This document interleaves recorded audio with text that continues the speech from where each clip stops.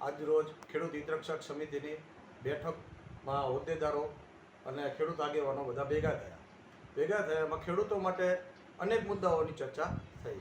હવે ઉનાળુ પાકમાં જે બીટી કપાસ વાવવાનો છે એમાં એક તો નર્મદાની તકલીફ છે. પાણી જો નહીં આવે, પાણીની અછત ઊભી થશે તો ખેડૂતો બીટી કપાસ કઈ રીતે વાવશે, એના માટે અમારા મુદ્દાઓ સર ચર્ચા થઈ છે.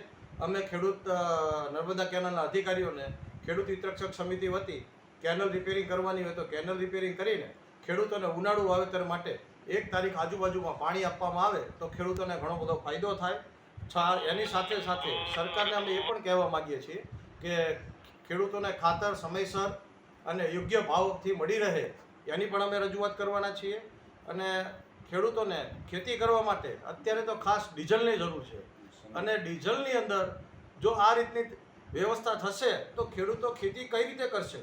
આ સરકારને વિચારવા જેવો પ્રશ્ન છે બહુ ગંભીરતાથી.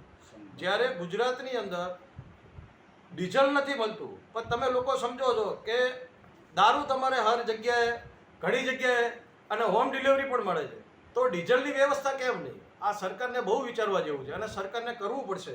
નક્કર ખેડૂતો ખેતી નહીં પકવે તો દેશની પરિસ્થિતિ કઈ રીતે અને કઈ દિશામાં જશે, આ બહુ વિચારવા જેવો ગંભીર પ્રશ્ન છે. એટલે અમે હવે આવનાર સમયની અંદર પાટડી પ્રાંત સાહેબને, જિલ્લાના અધિકારીઓને પણ અમે આવેદનપત્ર આપવા જવાના છે, ખેડૂત આગેવાનો.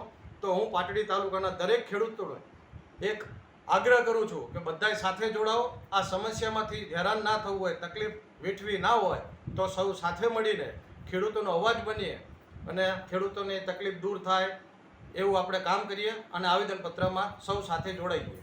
આજે ખેડૂત હિતરક્ષક સમિતિની મિટિંગ મળી, જેમાં ખાતર વિતરણ વ્યવસ્થા ટૂંક શરૂ આવે 15 જૂન પછી ખેડૂતોનું વાવણી કાર્ય શરૂ થશે.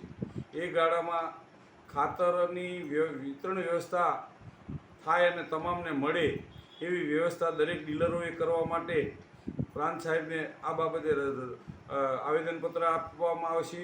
અને ખાતર પણ એવું કે જે આજુબાજુમાં તાલુકામાં જે જાય છે એના ઉપર પૂરેપૂરો કંટ્રોલ કરી અને ફક્ત ને ફક્ત આપણા તાલુકાના ખેડૂતોને મળે. કારણ કે આ ખાતરની વ્યવસ્થા એવી છે કે જિલ્લા લેવલેથી થાય અને દરેકની જમીન પ્રમાણે આપણને ખાતર આપવામાં આવે અને એ ખાતર આપણું આપવામાં આવે પણ આપણા ખેડૂતો હજુ પૂરેપૂરા ભણતરની શિક્ષણમાં નહીં હોવાના કારણે ચોમાસા પહેલાં ખાતર લઈ શકતા નથી. કારણ કે એ પોતાનું પાક ધિરાણ ભરવામાંથી જ હજુ ફ્રી થઈ શકતા નથી 15-30 સુધીમાં. તો આ ખાતરને લેવા માટે એની આગળ પૂરેપૂરા રૂપિયા નથી. અને એ ગાળામાં આપણું ટોટલી સૌરાષ્ટ્રનો માલ જીરું જે વેચાણ માટે જીરું ઈસબગુલ ઊંઝા વેચાણ માટે જાય છે અને વળતા જે સાધનો આવે છે એ સાધનો ધાંગધ્રા, હળવદ એ આપણું ખાતર લઈ જાય છે અને જે આપણો જે સ્ટોક હોય નીલ થઈ જાય અને એના કારણે આપણને જ્યારે જરૂર હોય ત્યારે મળતું નથી. તો આની ઉપર પૂરેપૂરો જો કંટ્રોલ કરવામાં આવે તો ખાતરની મને નથી લાગતું કે તાલુકામાં અસર પડે. તો આ બાબતે જિલ્લાના જે ખેતીવાડી અધિકારી એને પણ આ બાબતે મળી અને એવી રીતે વિતરણ વ્યવસ્થા થાય એવું ખેડૂત હિતરક્ષક સમિતિ આયોજન કરશે. આજે ખેડૂત હિતરક્ષક સમિતિની હોદ્દેદારોની મિટિંગ મળી છે અને આ મિટિંગમાં સર્વાનુમતે એ ચર્ચા થયેલી છે કે છેલ્લા ઘણા સમયથી પેટ્રોલ અને ડીઝલની જે સમસ્યા છે અને એ સમસ્યાના કારણે ખેડૂતોને જે સમસ્યાઓ થઈ રહી છે, અત્યારે ટૂંક સમયમાં વાવણીની સિઝન શરૂ થશે, કેટલાક ભાગોમાં બીટી કપાસની પણ સિઝન શરૂ થશે.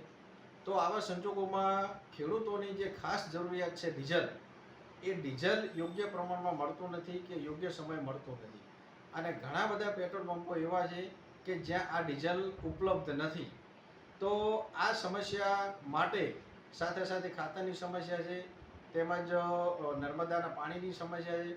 તો આ સમસ્યાઓના ઉકેલ માટે આજે ખેડૂત હિતરક્ષક સમિતિના હોદ્દેદારોની મિટિંગ મળી છે અને આ સમસ્યાનો ઉકેલ લાવવા માટે આગામી સમયમાં અમે પ્રાંત કક્ષાએ અને જિલ્લા પુરવઠા અધિકારી શ્રીની કચેરી કક્ષાએ યોગ્ય રીતે રજૂઆત કરવાના છીએ અને એ બાબતે આજે અમારી મિટિંગમાં ચર્ચા થઈ.